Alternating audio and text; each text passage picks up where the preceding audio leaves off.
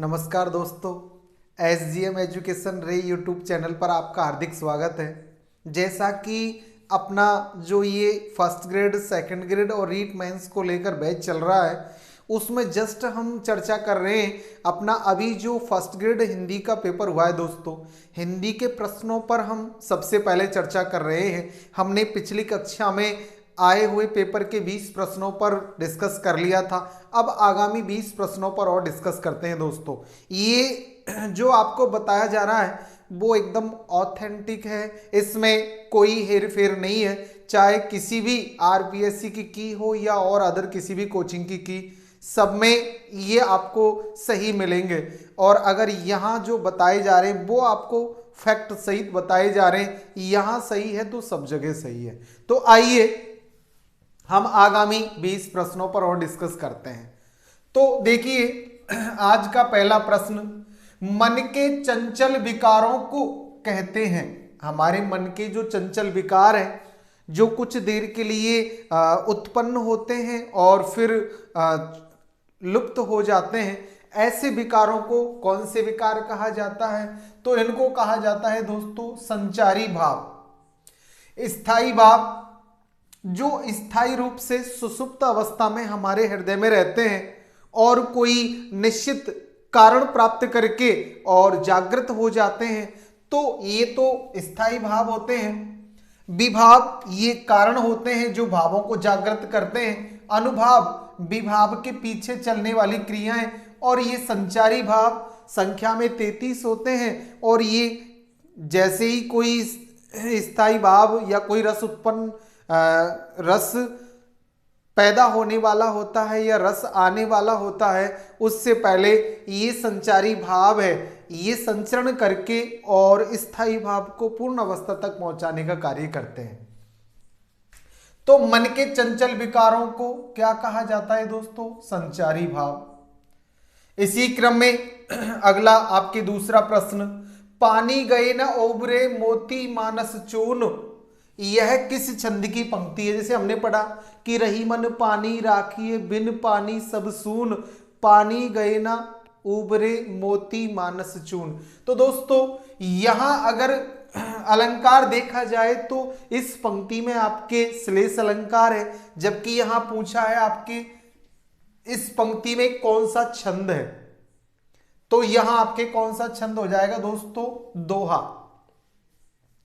13-11 मात्राओं का जहां क्रम हो वहां आपके दोहा छंद होता है। तो यहां दोहा छंद है। तीसरा प्रश्न, वृंदावन बिहरत फिरे राधा नंद किशोर, नीरद यामिनी जानि संग डोले बोले मोर। यहां किस अलंकार का प्रयोग हुआ है कि वृंदावन बिहरत फिरे राधा नंद किशोर, नीरद यामिनी जानि संग डोले बोले मोर? तो यहां हमने देखा दोस्तों, संदेह जो होता है वो स्थायी होता है, उसका खुलासा नहीं होता है। जबकि यहां भ्रांतिवश वृंदावन में बिहरत घूमते फिर रहे हैं राधा और नंद के पुत्र श्री कृष्ण, नीरद यामिनी जानिकर, उनको एक नीरद यानी कि पानी से भरी हुई रात्रि जानकर या गहरी रात जानकर, संग डोले बोले मोर, उनके संग मोर घूम रहे हैं और बोल रहे हैं। तो वो ब्रह्मवश राधा और श्री कृष्ण को क्या समझ चुके हैं दोस्तों? नीरद यामिनी। तो यहां कौन सा अलंकार हो जाता है? अपने भ्रांतिमान, भ्रम हो गया है उन्हें जानिकर, यानी कि इस तरह की उन्हें भ्रांति हो चुकी है कि ये नीरद यामिनी है। अगला चौथा, कबीर के बीजक का भाग नहीं है। तो देखो, कबीरदास, जैसा कि हमने पढ़ा है कि कबीरदास पढ़े लिखे नहीं थे, अनपढ़ थे।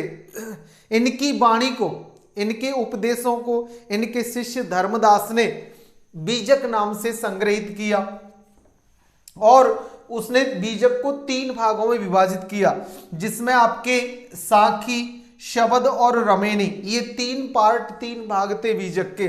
शतवाणी इसका भाग नहीं है, तो यही इसका उत्तर हो जाएगा दोस्तों। इसी क्रम में पांचवा प्रश्न, आनंद कादम्बनी के संपादक थे। आनंद कादम्बनी नामक जो पत्रिका निकलती थी उसके संपादक थे। तो यह बद्री नारायण चौधरी प्रेमघन, बद्री नारायण चौधरी प्रेमघन आनंद कादम्बनी नामक पत्रिका के संपादक थे दोस्तों। आधुनिक काल की पत्रिका थी ये। इसी क्रम में छठवां प्रश्न, रहीमन असुआ नयन ढरी जिय दुख प्रकट करई जाहि निकारो गेहते कसने भेद कही देई। तो यहां कौन सा अलंकार है, इसमें कौन से अलंकार का प्रयोग हुआ? तो देखो दोस्तों, यहां कवि बताना चाह रहे हैं कि हमारे आंखों से जो बहने वाले आंसू है आंखों से निकलकर और हमारे सभी भेदों को प्रकट कर देते हैं। जैसे कि जिसको घर से निकाल दिया जाए तो वो घर का भेद सबको दे देता है, वही भाव यहां बताया गया है। तो यहां पहली बात की पुष्टि के लिए दूसरी बात कही गई है। तो यहां देखो उपमा में भी ऐसी स्थिति नहीं होती है, न भ्रांतिमान में न रूपक में। तो यहां कौन सा हो जाएगा दोस्तों? दृष्टांत अलंकार। दृष्टांत अलंकार में आपके ये दृष्टांत अलंकार होगा इस पद में, इस रचना में। यहां दृष्टांत दिया है कि जिसे घर से निकाल दिया जाए तो वो किसी को भेद बता ही देता है। इसी क्रम में सातवां प्रश्न, सगन कुंज छाया सुखद शीतल मंद समीर मने हवे जात अजो बह जमुना के तीर। यह दोहा लिखा है। इस दोहे को लिखने वाले कवि पूछे हैं दोस्तों यहां, सघन कुंज छाया सुखद शीतल मंद समीर मन हवे जात अजो बहे जमुना के तीर। तो यहां ये देव का दोहा है दोस्तों। इसमें मन की स्थिति को बताया है कि उसकी क्या स्थिति हो रही है। इसी क्रम में अगला प्रश्न है, रीति काव्य की प्रमुख काव्य भाषा है। रीति काल में जितनी भी रचनाएं लिखी गई मुख्यतः उस काल की काव्य भाषा थी ब्रज भाषा। दोस्तों रीतिकालीन काव्य मुख्यतः ब्रज भाषा में लिखा गया। तो यहाँ रीतिकालीन काव्य की प्रमुख जो भाषा थी वो आपके कौन सी भाषा हो जाएगी दोस्तों? ब्रज भाषा। अवधी, राजस्थानी और मगही का यहाँ बिल्कुल प्रयोग नहीं था। इसी क्रम में नवा प्रश्न, रीति काव्य में स्थायी भाव नहीं है। यानी कि रीति काव्य में कौन सा स्थायी भाव नहीं है आपके? तो यहां देखें, रीति काव्य में स्थायी भाव नहीं है यह प्रश्न पूछा है। तो रति है, ह्वास है, शोक है या स्वेद। तो हम कह सकते हैं कि हमारे जो काव्य शास्त्र में इनमें से कौन सा स्थायी भाव नहीं होगा? तो आपके रति श्रृंगार का स्थायी भाव है, ह्वास हास्य रस का स्थायी भाव है, शोक करुण रस का स्थायी भाव है, जबकि स्वेद ये आपके सात्विक अनुभाव का भेद है दोस्तों। तो यहां आपके स्वेद हो जाएगा। स्थायी भाव नहीं है ये पूछा यहां स्वेद। 10वां प्रश्न, बीसलदेव रासो प्रधानतः काव्य है। देखो आदिकालीन जो 11 रचनाएं आचार्य रामचंद्र शुक्ल द्वारा बताई गई उनमें से आपके बीसलदेव रासो जो रचना थी दोस्तों ये आपके श्रृंगारिक रचना थी। इसमें युद्ध आदि का वर्णन न होकर विग्रहराज चतुर्थ का अपनी रानी से रूठकर उड़ीसा जाना और रानी का उनकी विरह में रोना बिलखना और फिर राजा का आना और फिर उनका मिलन होना, ऐसी यहाँ आपके श्रृंगारिक रचना थी। तो बीसलदेव रासो प्रधानतः कौन सा काव्य था दोस्तों? श्रृंगारिक काव्य था। इसमें स्नेह और प्रेम की बातें बताई गई थी। इसी क्रम में अगला आपके पद्मावत की भाषा मानी गई है। पद्मावत महाकाव्य मलिक मोहम्मद जायसी द्वारा रचित जो पद्मावत महाकाव्य दोस्तों जिसकी रचना मानी जाती है ये कौन सी भाषा में रचित है? ये अवधी भाषा की रचना है। कौन सी भाषा की है दोस्तों? अवधी की। क्योंकि यहां वैसे ये लौकिक अवधि का प्रयोग था इसमें, और लौकिक अवधि में लिखी गई जो पद्मावत है उसे देखकर ही जो अपने आचार्य तुलसीदास जी थे उन्होंने अपनी रामचरितमानस साहित्यिक अवधी भाषा में लिखी थी। अगली प्रश्न 12वां, उद्दीपन किसे कहा जाता है? उद्दीपन देखो यहां आश्रय के शरीर विकारों को, शारीरिक चेष्टाओं को, विषय की भारी चेष्टाओं को या रति भावों को। तो विषय की जो बाहरी चेष्टाएं हैं, प्राकृतिक वातावरणीय जो स्थिति है, उसी को किस रूप में जाना जाता है दोस्तों? उद्दीपन के। या हम यूं कह सकते हैं कि जो निर्जीव विकार है, कारण है, वो किसमें आते हैं? उद्दीपन में। 13वां प्रश्न, बारहमासा शैली का वर्णन सबसे पहले निम्न काव्य में मिलता है। इनमें से कौन से काव्य में सबसे पहले बारहमासा शैली का प्रयोग हुआ था? तो बारहमासा शैली का पृथ्वीराज रासों में नहीं हुआ, प्राकृत पेंगलम और जय मयंक जस चंद्रिका में भी नहीं था। बीशल देव रासो जो एक श्रृंगारिक रचना थी, इसमें जो राजमती बीशल देव की रानी थी, पत्नी थी, उसके बीशल देव के उड़ीसा जाने के बाद जो 12 महीने अपने पति के वियोग में विरह में व्यतीत करती, उसका वर्णन यहाँ बारहमासा शैली में प्रयुक्त हुआ है दोस्तों। 14वां प्रश्न, अंबर पनघट में डुबो रही तारा घट उषा नागरी में कौन सा अलंकार है? अंबर पनघट में डुबो रही तारा घट उषा नागरी, बीती विभावरी जागरी, अंबर पनघट में डुबो रही तारा घट उषा नागरी, जयशंकर प्रसाद की रचना में यहां दोस्तों बताया हुआ है कौन सा अलंकार। अलंकार पूछा है तो यहां अंबर रूपी पनघट में डुबो रही है तारे रूपी घड़े उषा रूपी नागरी, तो यहां आपके कौन सा हो जाएगा दोस्तों? रूपक अलंकार। यहां रूपक अलंकार का सुंदर प्रयोग है इसमें। 15वां प्रश्न, को घटी ये वृष भानुजा बेहलधर के वीर, यहां अलंकार है कि को घटी ये वृष भानुजा बेहलधर के वीर, यहां अलंकार पूछा गया है। तो यहां देखिए दोस्तों, जब प्रसंग अनुसार शब्द एक लेकिन उसके अर्थ अनेक हो तो वहां आपके श्लेष अलंकार होता है। यहां संदेह भ्रांतिमान उदाहरण का प्रयोग नहीं है, यहां आपके कौन सा अलंकार हो जाएगा दोस्तों? श्लेष अलंकार।